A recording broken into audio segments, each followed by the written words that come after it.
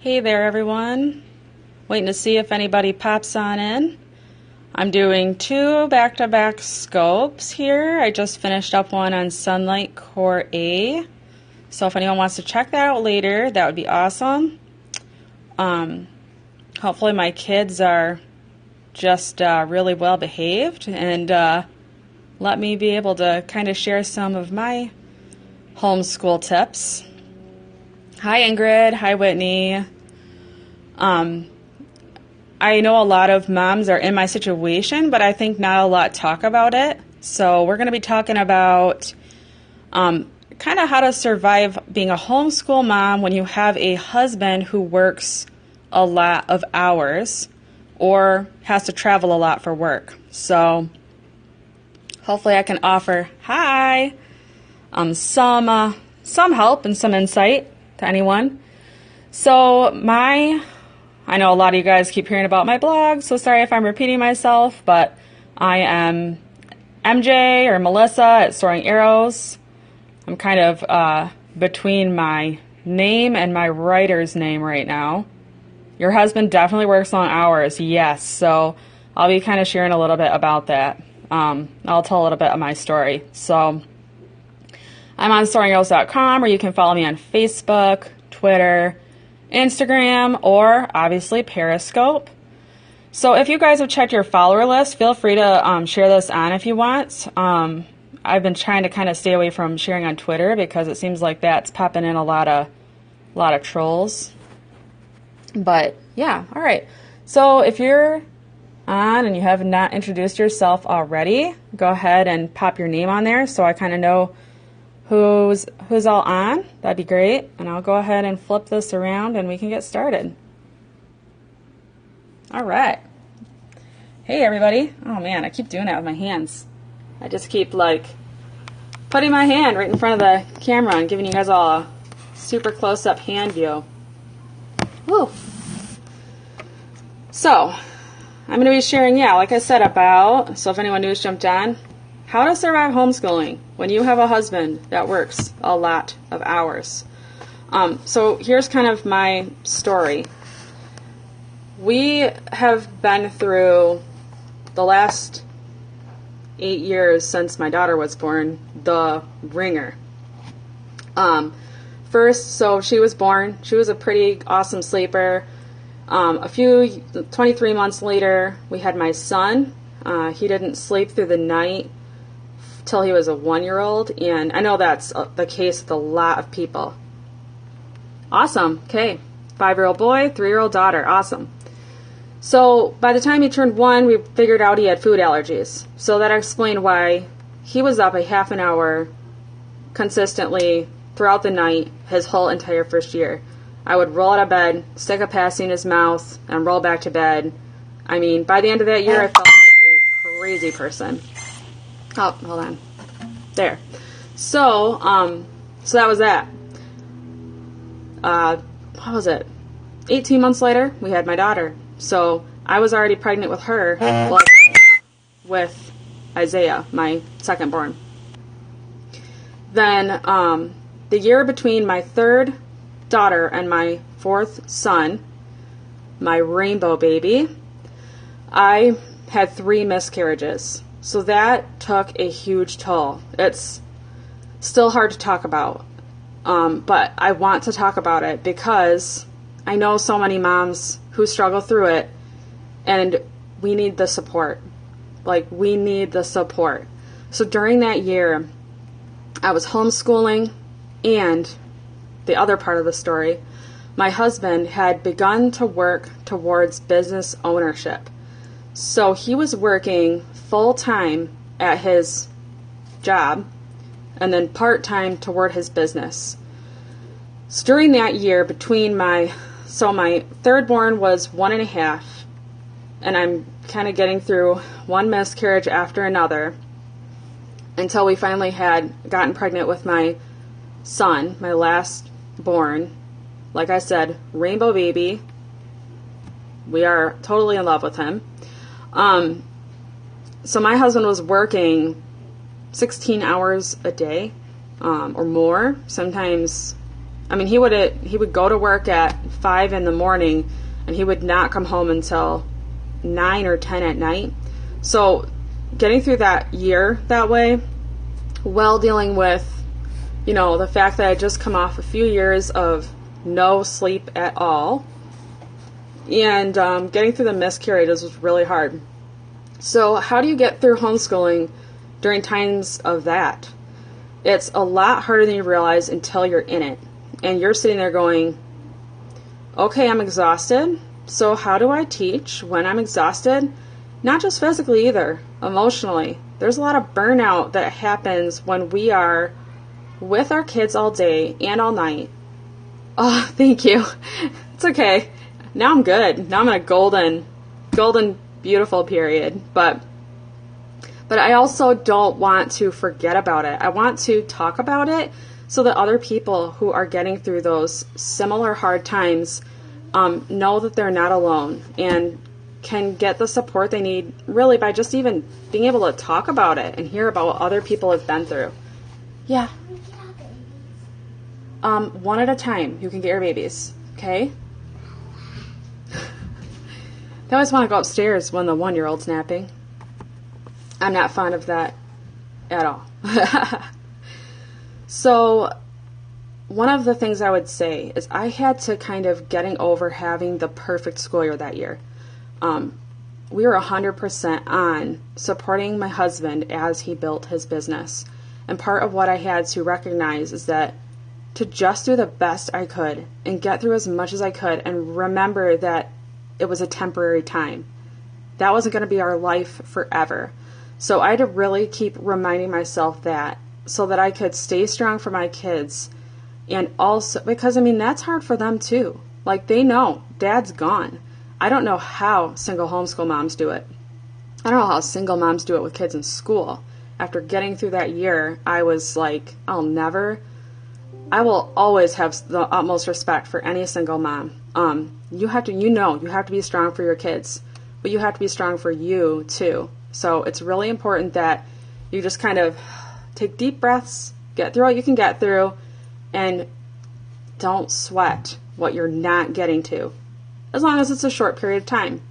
If it's going to be 5 or 10 years that are just full of chaos and crazy, well, then, I might get fired. But at that point, you would almost go, okay, maybe we need to pray about whether we should keep homeschooling or not. That's something we take it year by year. We always bring it back to prayer and really seeking God and making sure that this is what we are still supposed to be doing. So, but in my case, it was a short period of time. It was, 1 year that was that crazy, and then he quit his job, and then he was able to work just at his business. Now he was still working a lot of hours. I know a lot of homeschool moms too, who their husbands even just travel a lot. So maybe they're 1 week on their own without their husbands. So rest as much as possible. Not kidding. Get as much school as you can get done in the morning, then in the afternoon, enforce quiet time, and make sure you don't, unless social media is really your absolute love, don't go on social media. Read a book, watch a show, sleep, drink a cup of coffee or tea. Really, put your feet up and rest. You have the rest of the night ahead of you. So you got to make yourself ready for it. Number 2, I would school 4-day weeks. I would take Fridays off. Now, we would not take it off and have a big party, which if that's what you need to do, then you should do that. But we would take Fridays, and we still do this. We actually still do 4-day school weeks. We fit as much as we can in 4 days. And then on Friday, we clean the entire house top to bottom. Now, there's one thing awesome about that, and that's that I cannot relax unless our house is clean. So I know if we don't start the weekend off with a clean house, I'm just not going to be able to relax. Yes, staying off social media does help your stress level actually go down, and it helps your stress gets lower. I totally agree with that. Yeah, the clean house. I'm not the mom that's like, oh, I don't mind a messy house. No, it drives me crazy. So what it's helped me to do is kind of let go of the cleaning during the week. Like, I know Friday's coming, so I let it go during the week. Like, our floor, I mean, it's Wednesday, so we're 2 days away from cleaning. Our kitchen floor is disgusting, but I'm going to sweep it, and I know I'm going to clean it on Friday. So I let it go, and I feel good about it because I know cleaning day is coming. We have 4 kids. We have a lot of mess in our house. Now, I will, like, do a few quick things. I will run the vacuum. You know, obviously, with 4 kids in the house, it'd be pretty hard to go 7 days without vacuuming. But everything else, cleaning bathrooms, washing sheets, cleaning the windows, cleaning the tile floor, all of those things, I save and I do for Friday. Yes, I am guilty, you know, like, it's easy to zone out on. So it's so easy at night to just do that. But I've been trying at night to be much more thoughtful about what can I do right now that will actually leave me feeling like I did something for myself tonight. You know, being on social media, at the end, you're kind of like, what just happened? It's like being in the Twilight Zone for 2 hours. I've been really enjoying watching all the homeschool scopes. That's pretty much replaced my TV addiction. But also just reading a book, or like last night, I turned off everything and I just watched a show. I just watched Call the Midwife, you know, for an hour. Right. And like, I'm going to do something that at the end of the night, I'll be like, oh, okay, I watched Call the Midwife. Not wasted 2 hours on Facebook or Instagram or Pinterest or whatever. So yeah, do that. Make that time for yourself, especially in the afternoon. I agree. I can't say enough about Homeschool Scopes group. It is so nice. Everybody is so supportive, so helpful, and so friendly. I'm really glad I found it. I've only been on it for 6 weeks. Awesome. So anyway, so 4-day week. If you evaluate your whole school year and think to yourself, okay, we're like maybe up against a crazy year, or my husband's going to be traveling, or maybe like mine, your husband's going to work a lot of overtime, or maybe you're a single homeschool mom or a working homeschool mom. You know, there's lots of different situations, but right? Just wait. Every night I'm like, gotta watch this one. But it's been so nice for me to be able to have Fridays to get our house back in order, because on top of my husband working all those hours, it's not like he's coming home full of energy, ready to help with housework, you know, what can I do? No. So it's been really nice for our whole family, for me to take that day, get our house ready for the weekend. I feel better. He loves coming home to a clean house, obviously. And then we can enjoy the weekend. We're not spending the weekend cleaning. We are out hiking. We are having fun as a family, which you so desperately need after a week like that. So much. So your kids, not only you, like your kids need it. I mean, getting through that year, that was so hard for them. They missed their dad. By the time the weekend came, they wanted to hang out with him. I wasn't going to be handing them brooms and, you know, rags to go clean the bathroom. No way. We're going to be spending time as a family. So those are pretty much my tips. Hopefully it's helpful to someone. I can't say enough too about this group. Like I said earlier, it's been so nice. I really wish I would have had it getting through those times. It's so isolating getting through times like that. And I was really blessed during that time to have a lot of friends in our neighborhood that I could stick with and hang out with, and we would go in the backyards and our kids would play together. So I at least had that camaraderie. A lot of people don't. So I guess I would say too, if you don't have that kind of like relationships around you that are close, try to go get it. Go find it. You know, get involved in your church, homeschool group, something. So does anyone have any questions? Well, it was kind of quick, but I just thought I would jump on real quick and kind of just throw that out there. So, well, hopefully I'll see everybody later at Homeschool Happy Hour. I know I look forward to that every afternoon. It's like the afternoon show for homeschool moms while we make dinner. So, all right, everybody. Well, I'm looking forward to hearing everybody else's tips too. So it's going to be awesome. We all have so much we can learn from each other. So, all right, well, have a good afternoon, ladies. See you later.